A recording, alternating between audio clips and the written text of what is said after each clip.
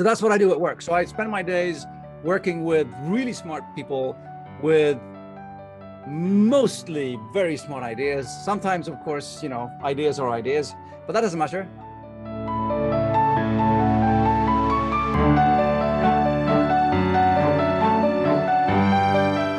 And help them move from idea to realization of that idea, in whichever way that could be.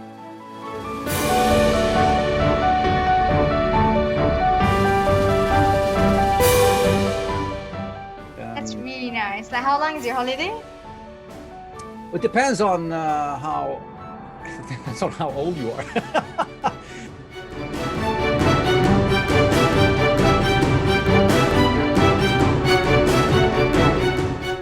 My specialization is more in what I've been doing myself previously as an entrepreneur. I mean, I've been spending the last 25 years starting stuff and helping people start stuff. So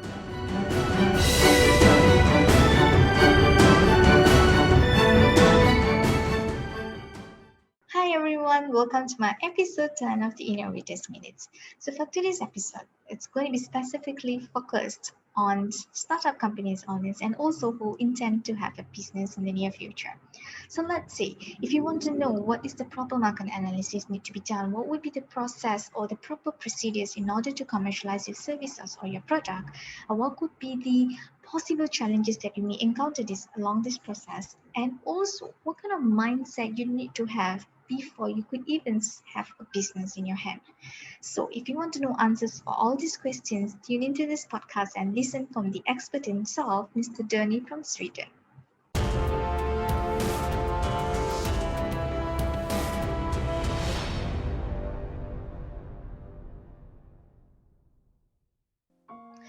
here we go. Hi, Mr. Donnie. How are you? Hi, I'm great. I'm fantastic. How are you? Yes, I'm good. Yeah, so, happy to be here. So how's your day? It's just started there, right? Like 11 in the morning?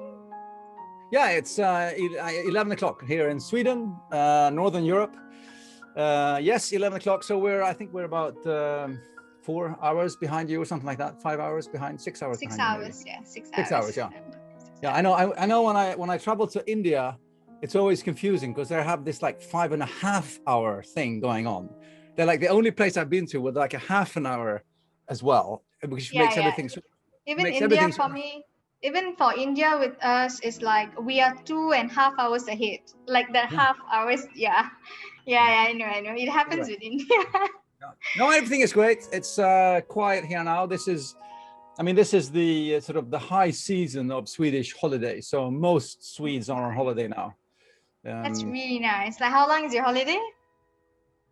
It depends on how old you are. And it depends, yeah, but the law actually in Sweden says you have to take 3 weeks holiday.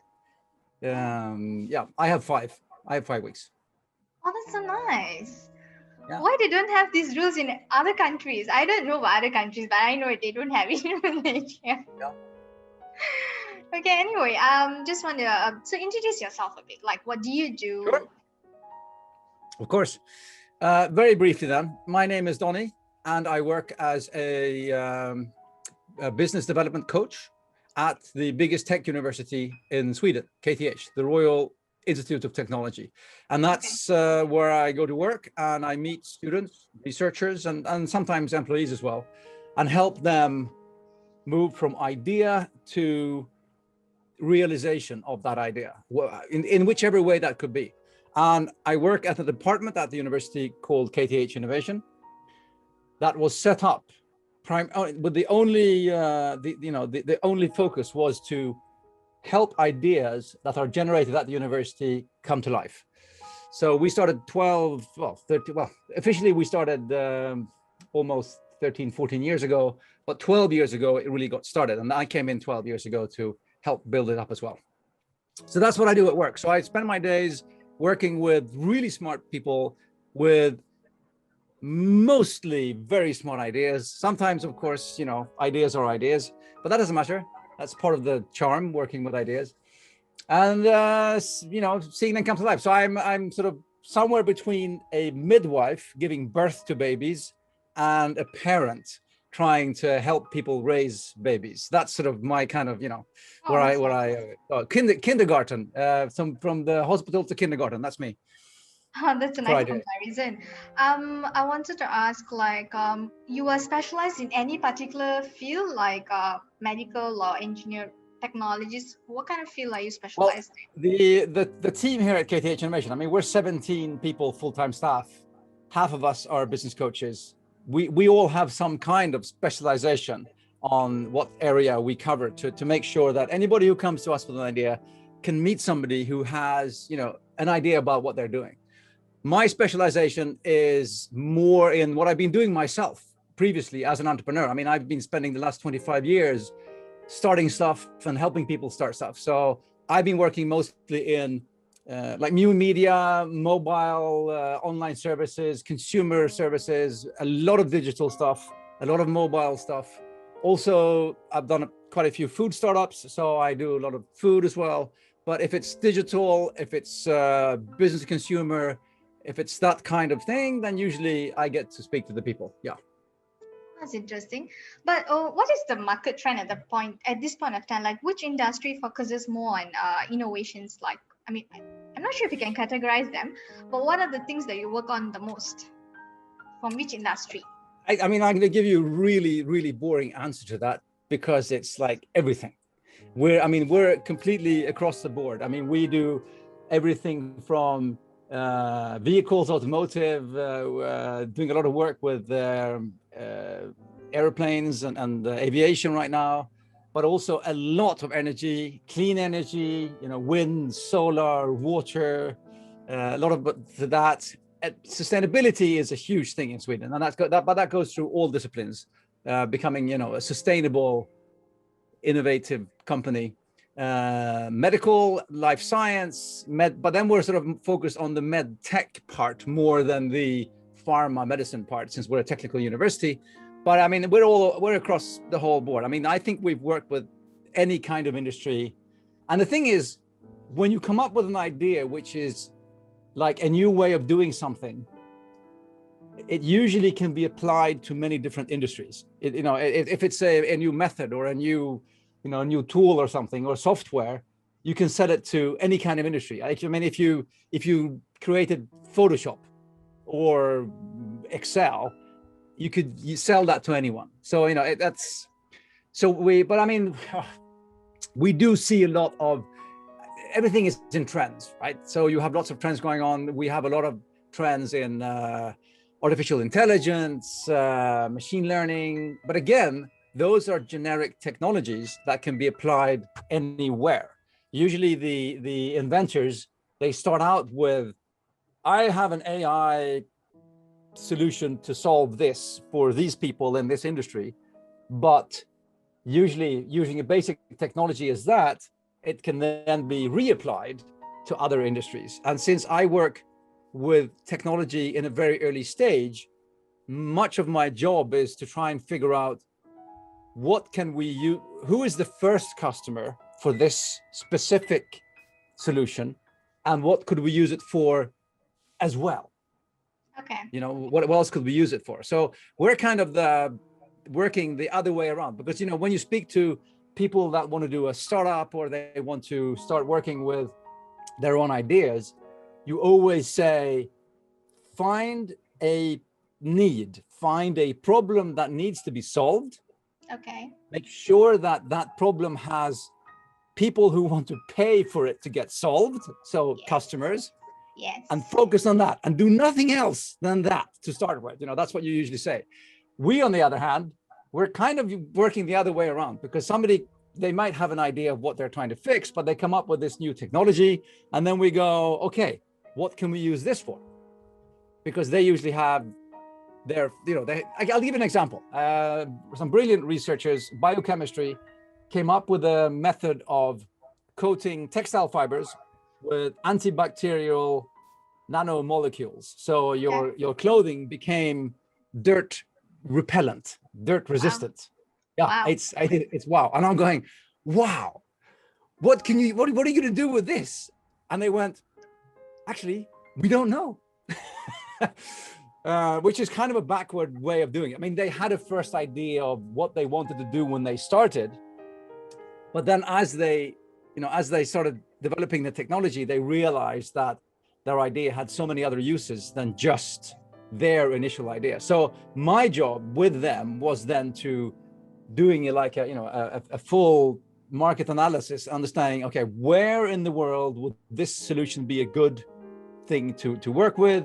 Who would be the first possible paying customer, that both have the need, but also the mindset? Because important, we're going to talk about basics of innovation here, but just because there's a need doesn't mean that anybody wants to solve it. Exactly. Because solving the need might mean money. It might cost lots of money to do it. It might hurt to change a habit. You have to break out of the relationship with the old one, idea or innovation, and enter a relationship with a new one, which energy and time and effort, right? So many times people stay in an old innovation, just like a relationship, because it's an easier, cheaper way to do it. So just because you come up with a new idea doesn't mean that people will go, yay, we can change, finally. They'll go, okay, I don't know if that works. That sounds strange. It sounds cool, but I feel kind of uncomfortable with switching into a new idea. So I'm going to stay with my old one. That's one of the biggest obstacles for new innovation to actually become innovation. Understand. But do you encounter such situation where you cannot convince someone, or you always can convince someone to change their mindset whenever you come up with new innovation? Oh, no. All the time. I mean, that is, I say that is, there's an old saying that it's never a problem coming up with new ideas. The biggest problem is getting rid of the old ones that are in the way. That's one of the most common obstacles for people when they come up with new ideas and they think, oh, this is fantastic. I've invented this fantastic thing. Everybody will love it. And everybody goes, yeah, sure, cool.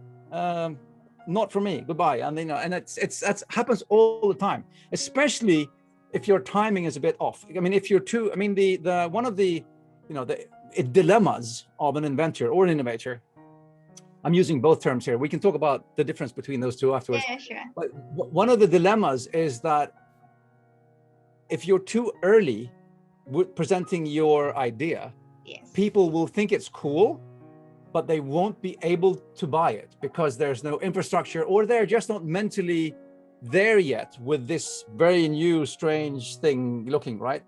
And I mean, I think that you and all the listeners out there, be it if they're in big companies or if they're private individuals, everybody has had a situation where you've come up with an idea, you haven't done anything about it, and then like 3 or 4 or 5 years later, you see that idea come to life over there, and you go, oh, darn, yes, that's my idea. I had that idea 3 years ago. That happens all the time. The thing is, if you tried to, make that idea come true 5 years ago, it wouldn't have worked because the world wasn't there yet. Yeah, correct. They wouldn't have appreciated it. Yeah. No, it was too early. And the second, but the more, this is a very important life lesson to everyone listening out there. If you keep on seeing the ideas you thought about 5 years ago come to life today, don't become frustrated and bitter because you didn't do anything about it. You should become happy that your ideas work. If you never see your ideas come to life anywhere else, then you should start worrying, because then Is that? So you need actually to train yourself mentally, because I meet ideas all the time. I come up with ideas all the time. I've had 1,000 ideas, and I keep on seeing them sort of, that's exactly what I talked about. 10 years ago, we talked about that over there.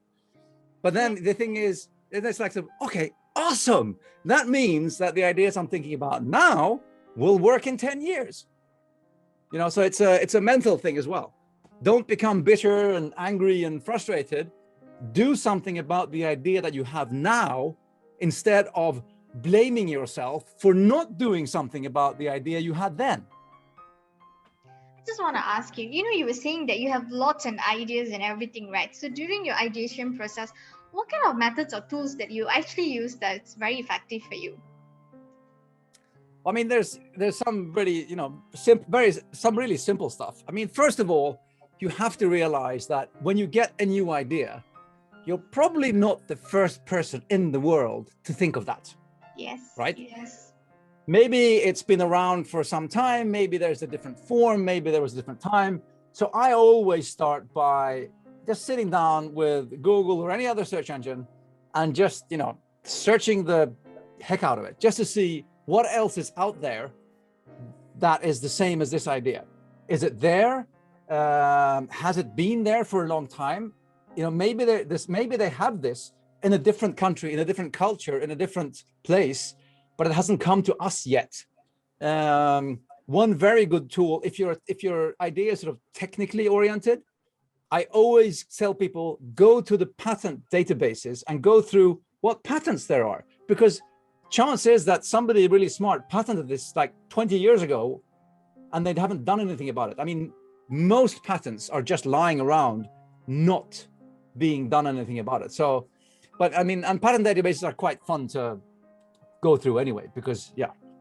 So that's step number one, is just to figuring out, okay, am I the only one in the world thinking about this? Just to get the first sort of, and then once you start realizing that, okay, other people are trying to do the same thing, maybe not solve it the same way, because the thing is, you need to differentiate between, okay, have you come up with a solution, or have you identified a need? If you're trying to fix something, or have you figured out how to solve it? Because you can fix something in many different ways. Okay. There's always 1,000 solutions to every single problem. So, that's something they don't teach us in school. They teach us there's one solution to every problem, and that's what gives you 1 point, which is a problem. But anyway, let's not talk about school. Anyway, yes, sorry. So we are talking about this, right? So what would be the difference with innovation and invention? Okay.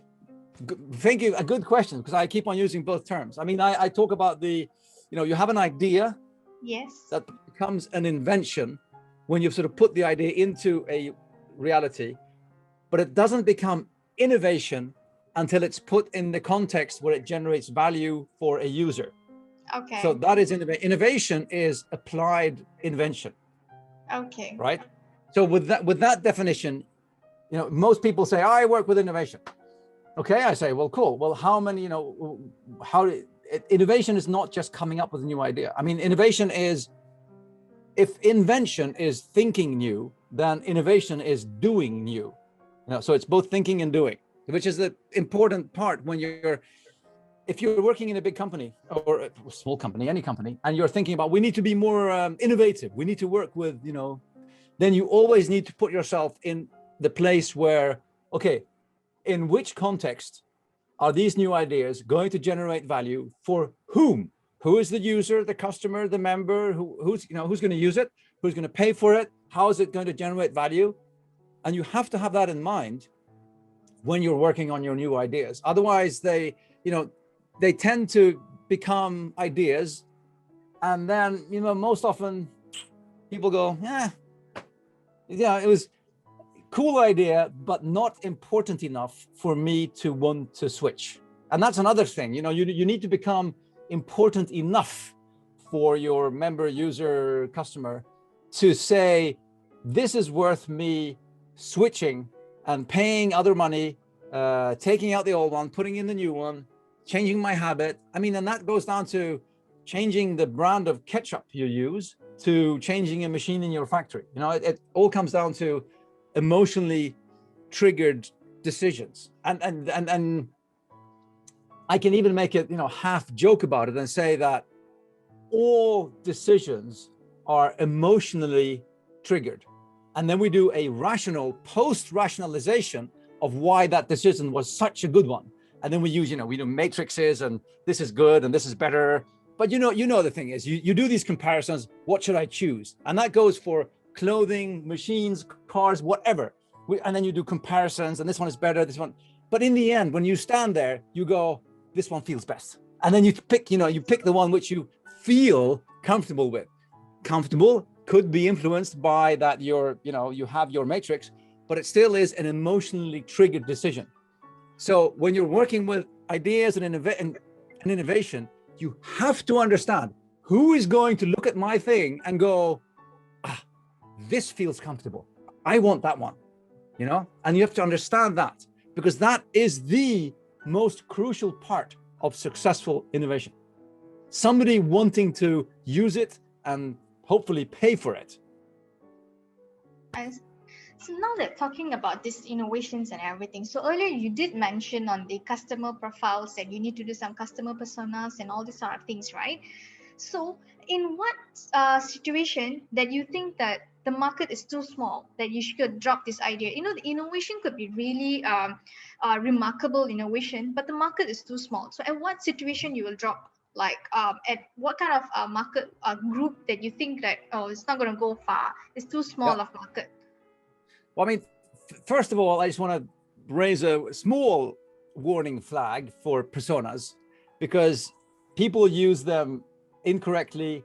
They're sloppy about making them, and then they park them in a corner and they think that they're the reality, but they're not. They are a construction of a reality. And people here's another example.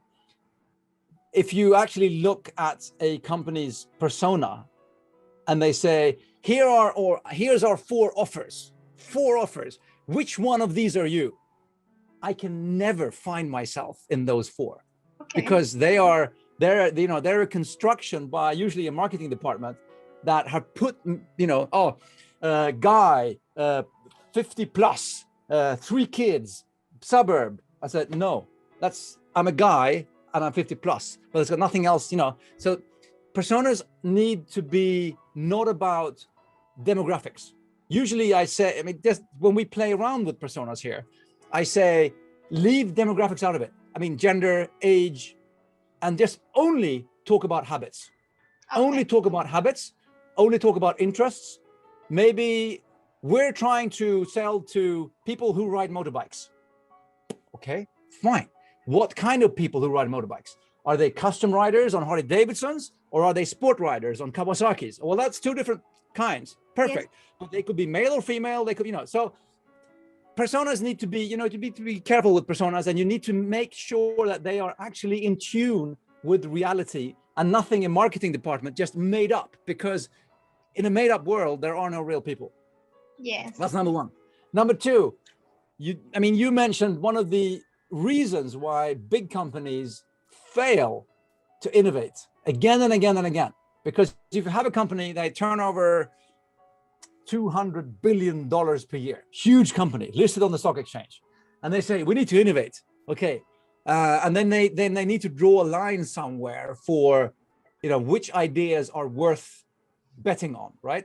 Yep. So then they say, well, it has to be able to turn up, to be important for us, huge company, it has to turn over, let's say 10 to 15% of our annual turnover. So then we're talking $20 billion of 10%, 200, in 5 years. Nothing will ever turn over $20 billion in 5 years. That's a stupid assumption. Yes. So they keep missing opportunities again and again and again and again, because the machine is just so big that everything else is too small, right? So big companies need to learn how to foster small innovations that get to grow in their own, time, and to prove their point or not. Coming back to your question, it's, really, really hard to determine how, is it how small or how big a market is. But when you do your early stage market analysis, and you do a tam sam som assumption of the market, total addressable market, and it's that kind of thing. And I usually add 1/4 one, which is FOM, which is first obtainable market. The absolute first people, early adopters, who like it because it doesn't work yet. The super techie nerdy ones who don't like it when it becomes mass market, but the first ones that get on board that will prove a point. But anyway, tam sam som. going through that, you will kind of quickly understand if there is, just a ballpark figure number of, okay, assuming that we have this much of an obtainable market compared to what other people sell, the best way of doing a market analysis is to do competition analysis. How are they doing? Who are we competing against? What numbers do they have? And by that, you can understand what kind of numbers you might get. You need to understand, you need to work. You can never be, these numbers will never be accurate. They'll always be guesstimations, right? Okay. But you need to start with numbers somewhere, because along the line, you need to tell yourself, no, it's never going to work. Or it's not going to work now. We'll leave it for, as a hobby thing for now. And maybe in 10 years, it will happen. If not, then, the life of an early stage idea person is a constant battle between dualisms and paradoxes, because you need to work with, pivot or persevere. How much should we persevere and stay doing exactly what we're doing because we believe in our idea and I believe in this thing? And how much should I pivot because people say, no, that's wrong, I don't like that. It should be green, not blue. And how much should I change depending on what people say? And how much should I stick to what I believe in? That constant sort of battle, the pivot or persevere thing, that's always going on. The battle between how long should I push this until I say, no, it's not going to work. Okay. Kill it. And you have to be brave enough to keep going, but you have to be brave enough to kill it. Kill it, yeah. As well. And I can't, and if people say, but when should I kill it? I can't tell you that. And my best advice is to people in this kind of business is, whatever you do, don't take advice, because what you're doing is probably something new, with a new market, with a new customer, in a new time. When I was working in startup 5 years ago, there was no pandemic. Today there is a pandemic. The world is different. So advice, listen to advice, pick the parts you think are, and then put your own thing together. And don't wait for anyone else to come in as a Deus Ex Machina in the end of the show and say, son, here's the truth, do it like this, because nobody knows the truth. Exactly. The truth isn't written yet. True. So in a sense, you have to dare to trust, just believe in what you're doing, but listen. Don't be stupid about it. Don't be a thick-headed, boneheaded, stupid person that never listens to advice. Open your eyes, look around, read the paper, what's going on in the world. And balance that with your own drive and passion. That's nice. That's very good advice, because I was in a situation where I was developing a product, and it comes to a point I felt there was no one appreciate that, no one appreciate about it, and it comes to a point where I have to kill the idea. I have to, there's no choice, because I have to move on to another idea. So it was a very tough situation, because I was spending on it 6 to 8 months. Researching about it, talking to a lot of clients and getting opinions and all. But end of the day, there was no market. I was thinking, but you know what? To my surprise, it actually came back after 2 years. People will start asking about it. I was like, wow, okay. Now I have to open back everything. I was like, okay, interesting. Now I have to run back my simulation. And so it's like what you said, the timeline, people's mindset, whether they can appreciate at that period of time, the timeline. Yeah. And also the thing is, whether I was brave enough to kill that time. And I kind of felt in myself that no, I think there will be a need of this. And exactly, I didn't kill it entirely. I was keep working on it along the time. After 2 years, I was still very consistent in my research, and I knew at that point, okay, this is exactly what I need. So yeah, that was a very great advice you gave earlier. Yeah, but that's really, really interesting as well. And what people, the problem is that the last 20-25 years in the startup business, right, we've sort of lived in a Hollywood, Silicon Valley generated image of that. You have an idea, you go to some cool venture people, they give you lots of money, and then it takes off like a rocket, and in 2 years you sell it for $1 billion and you cash in and you become richer than the universe, that whole kind of thing.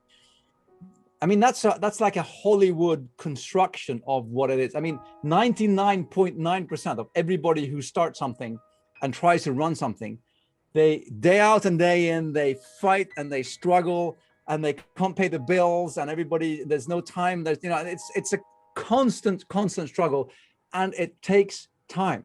You know, and that's, I think, one of the, I mean, I love the startup industry. I've been working in it. I work in it. I work with it. I've been, you know, what's what I do. But one of the worst things is that it's not taught, but it's influenced generations of new entrepreneurs to think that it doesn't take time to start something. It does. It takes, you know, 5 to 10 years to start until a company is established with 100 employees and makes its own money, right? Very few companies have the luxury of, you know, having something which is so cool, and somebody throws money at them and they can employ 1,000 people, and then stock exchange, everything's fantastic. That's, I mean, that's the, you know, percentile of whatever it is. So, and it takes time. I mean, the companies I've started that, you know, once they started actually turning over and becoming successful and everything, I mean, at least 5, often 7 years, you know, 10 years into the game, then you can say, okay, here's a solid company. We have 25 employees. We're making our own money. We're growing at a steady pace. It's a good thing, you know? So it takes time. Don't underestimate the time it takes to do things as well. I mean, because when you come up with an idea, you might be 3 years before mass market even understands what you're doing. Correct. So that's 3 years of getting something prepared for, because you know the adoption curve, the upside down bell curve. Yeah, well, like mass market, that's like 3 to 5 years from when you start. So you have early adopters and the innovators in the beginning. Those are the people that you have to work with and identify. You cannot sell something to mass market day one because they won't get it usually.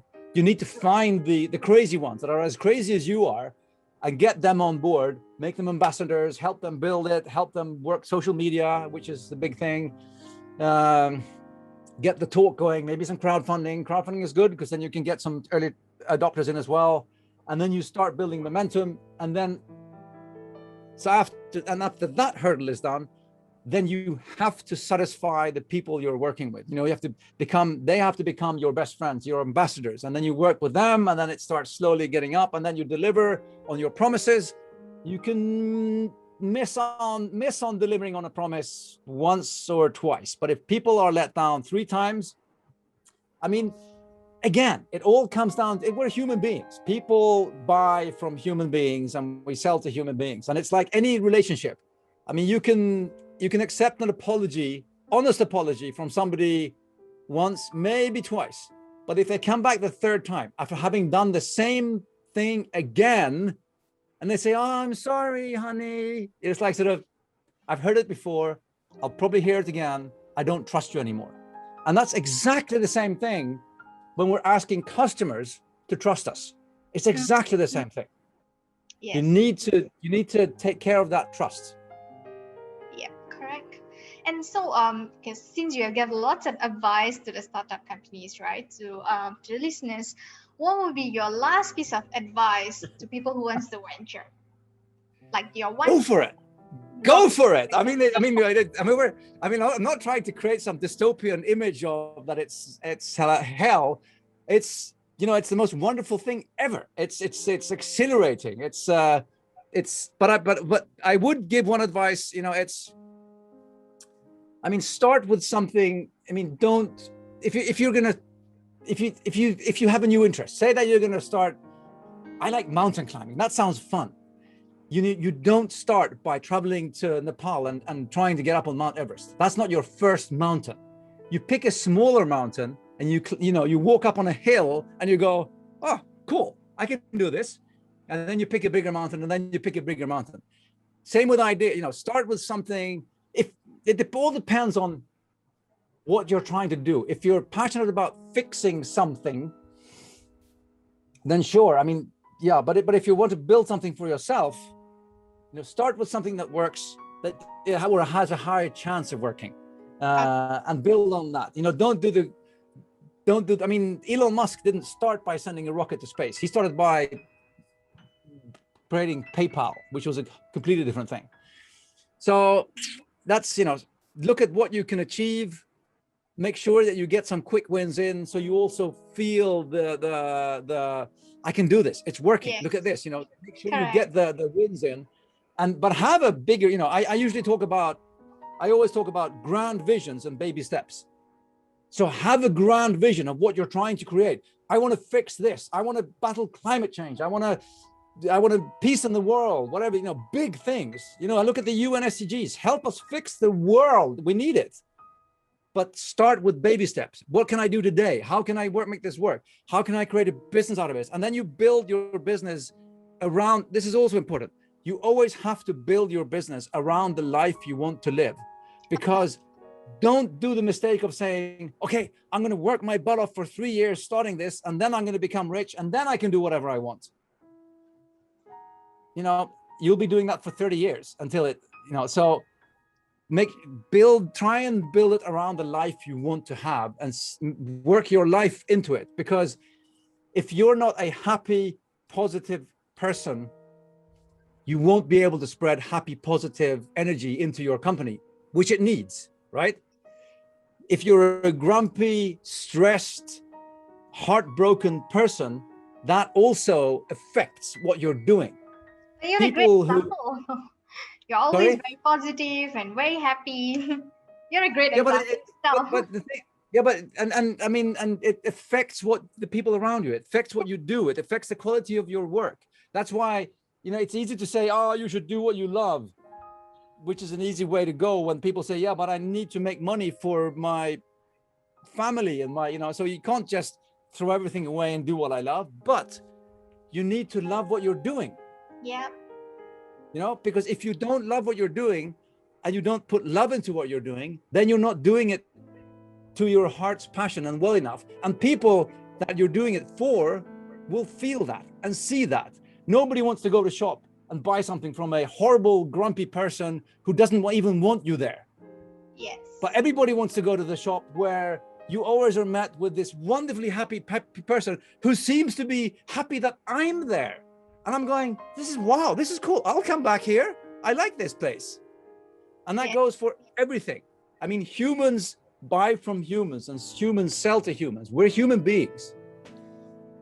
So thank you. But it's like we could probably speak for another 4 hours here, but let's cut it short there. Anybody listening, make sure to follow me on LinkedIn. You can hear lots of other stupid advice just like this. I post on a daily basis. Wednesdays, I do my interviews as well. Maybe I can have you on my show one day. Innovation Fika, right?